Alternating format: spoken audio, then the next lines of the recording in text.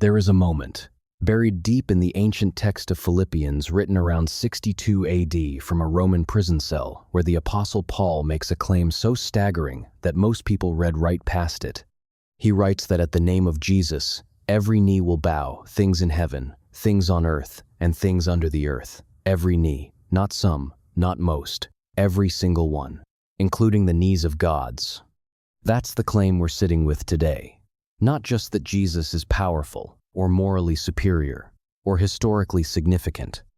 The claim is that every other divine figure, every other deity ever worshipped, every other throne ever erected in the name of the sacred, all of it ultimately bends toward one name, one person.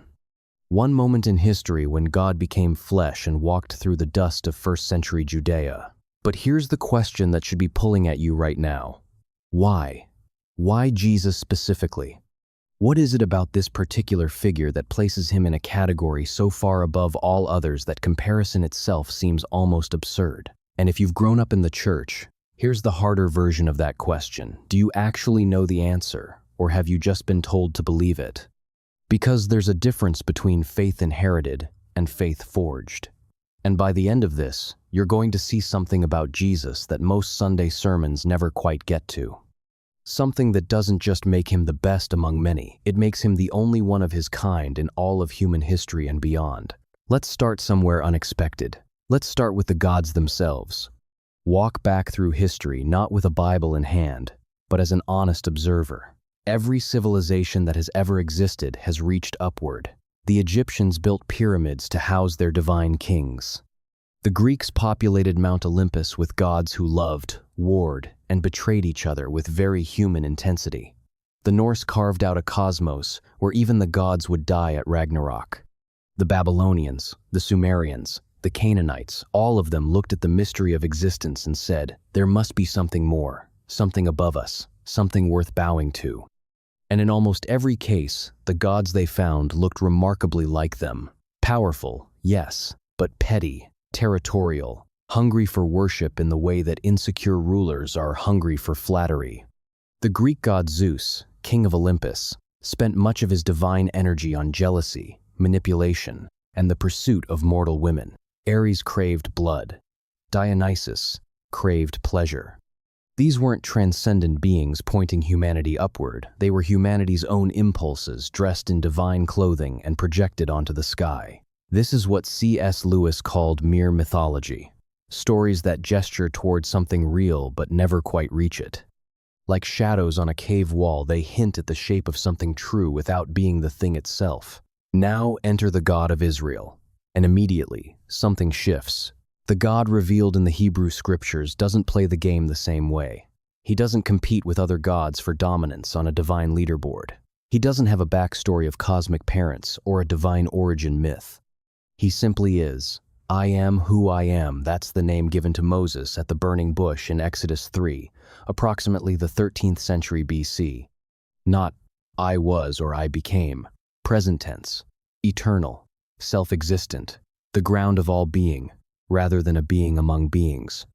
And this God does something no other deity in the ancient world does consistently. He sides with the weak. He hears the cry of slaves. He defends the widow and the orphan. He calls his people to justice, not just ritual. The gods of the surrounding nations demanded blood and grain. The God of Israel demanded something far more uncomfortable, your heart. But even that isn't the full story. Even the most devoted student of the Old Testament is left with a tension, a yearning, an incomplete picture. The prophets spoke of something coming. Isaiah, writing around 700 BC, described a servant who would be despised and rejected, who would carry the grief of nations, who would be pierced for our transgressions. Daniel saw a figure like a son of man approaching the Ancient of Days, receiving dominion and glory and a kingdom that would never end. Micah pointed to Bethlehem, one specific town among thousands. Zechariah described a king riding on a donkey. Malachi promised a messenger who would prepare the way. The entire Old Testament is a sentence that hasn't found its period yet. A story building towards something. A question waiting for its answer. And then, in the most unlikely way possible, the answer comes. Not in a palace, not in the court of Caesar or the halls of the Sanhedrin. In a feeding trough, in a town so small that Nathanael, upon hearing where Jesus was from, famously asked, "Can anything good come out of Nazareth?"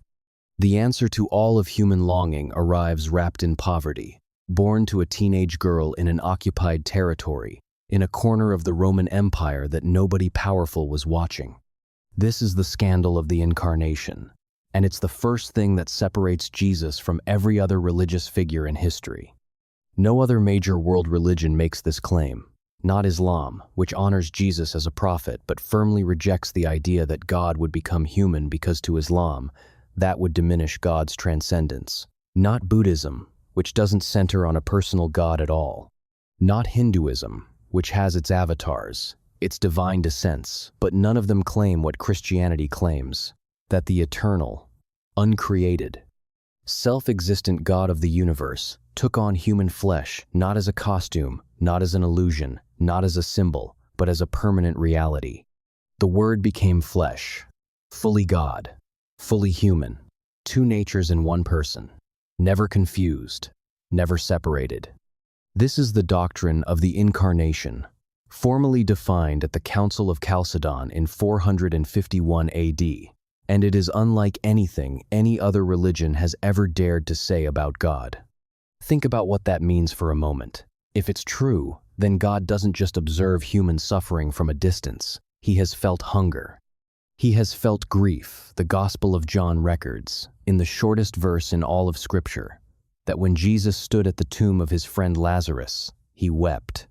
The God of the universe, standing in front of a grave, with tears running down his face, not because he didn't know what was about to happen. He was about to raise Lazarus from the dead. He wept because the people around him were weeping, because grief is real, and love feels it. No other God in history has done that. The gods of the ancient world didn't weep at human graves. They didn't come close enough to smell the burial spices. But here's where it gets even more extraordinary, and this is the open loop I want you to hold on to for the next few minutes, because this is where the entire argument turns. Jesus didn't just come to teach. He didn't come to model a better way of living, though he did that. He didn't come to found a religion, though one formed around him. He came with a specific mission that he announced clearly, that he accomplished completely, and that no other religious figure in history has ever claimed to accomplish, because no other figure in history could. He came to deal with the problem that no human effort, no religious system, no divine command could ever fix. He came to deal with sin and death. Every religion in the world has a diagnosis for the human condition. Buddhism says we suffer because of attachment. Hinduism says we're trapped in cycles of karma. Islam says we've disobeyed God's commands. Even secular humanism has its version we're limited by ignorance or inequality or psychological damage. Every system agrees, something is broken, something is wrong with us. But here's where they diverge. Every other system without exception offers a path, a practice, a discipline, a way of earning your way towards something better. Meditate more, submit more, be reincarnated into a higher form, evolve, improve, ascend. Jesus says something completely different. He says you can't fix it, not because you're not trying hard enough, but because the debt is too great, the corruption runs too deep, and the gap between what you are and what you were made to be cannot be crossed from your side. So he crosses it from his side. This is what theologians call substitutionary atonement, but strip away the technical language and here's what it means. He takes your place. The sinless one stands in the place of the guilty. The one who owes nothing pays the debt of those who owe everything. And he does it not from a position of reluctant obligation, but from love so vast it chose a cross freely. No other religious founder died for the sins of their followers. Muhammad didn't. Buddha didn't. Confucius didn't. They taught. They inspired. They pointed. Jesus absorbed. And then this is the thing that changes everything. He didn't stay dead. The resurrection. This is the pin that holds the entire Christian claim together. Remove it, and as Paul himself admitted in 1 Corinthians 15, the whole faith collapses. If Christ has not been raised, your faith is futile. Paul doesn't hedge. He doesn't offer a spiritual metaphor as a backup. He stakes everything on an empty tomb. And here's what's remarkable from a purely historical standpoint. The resurrection was not a story that developed slowly over centuries, the way myths tend to do. The earliest written account we have of the resurrection appearances is in 1 Corinthians 15, where Paul recites what scholars, including non-Christian historians like Gerd Ludemann, believe is a creed that predates his letter by years, possibly within 2 to 5 years of the crucifixion itself, placing it as early as 33 to 35 AD. Paul writes that the risen Jesus appeared to Peter, then to the 12, then to more than 500 people at once, and then adds this almost defiant parenthetical, most of whom are still alive. In other words, go ask them. They're still here. That's not the language of mythology. That's the language of testimony. The tomb was empty. That fact was never disputed by the authorities, who had every reason to dispute it. If the body was there, they would have produced it and ended the entire movement in a single afternoon. They didn't produce it because they couldn't. The soldiers who guarded it were bribed to say the disciples stole it, but even that story concedes the tomb was empty. Something happened on that Sunday morning outside Jerusalem, and whatever it was, it shattered the categories of everyone who witnessed it and sent 11 terrified men. One had already died by his own hand, out into the most hostile religious and political environment imaginable, to proclaim it with their lives. By the end of the 1st century, 10 of those remaining 11 apostles had been executed for refusing to recant. People die for things they believe to be true. Almost no one dies for something they know is a lie. Now here's the question I want you to sit with, and I mean really sit with it. Don't just move past it. What does it mean that the God who created the cosmos chose to enter it, suffer in it, die in it, and rise from it? What does that say about the nature of this God compared to every other concept of divinity humanity has ever constructed? It means this God is not distant. It means this God is not indifferent. It means this God didn't create the world and walk away. And it means this God doesn't demand that you earn your way to Him. It means the entire movement of the gospel is God moving toward humanity, not humanity straining toward God. Every other religious system is fundamentally about what you do. Christianity, at its core, is about what has already been done. That's the difference. That's why every knee bows. Not because Jesus is the most impressive competitor in a divine tournament, but because He is the only one who has ever held out empty hands and said, I have already paid what you owe. I have already defeated what you fear. I have already gone where you cannot go and come back to bring you with me. If you've been wrestling with this, if you've been in a place where faith feels inherited but not owned, where you believe the facts but haven't felt the weight of them that's worth talking about, drop a comment below. What part of the story of Jesus hits you differently now than it did before?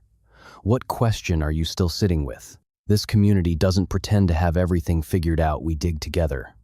And if you want to keep going deeper into the kind of truth that actually changes how you live, not just what you believe, but who you're becoming, join others here who are done with shallow faith and ready for something real. Subscribe, not to support a channel, but to be part of a generation that refuses to settle for a watered-down gospel.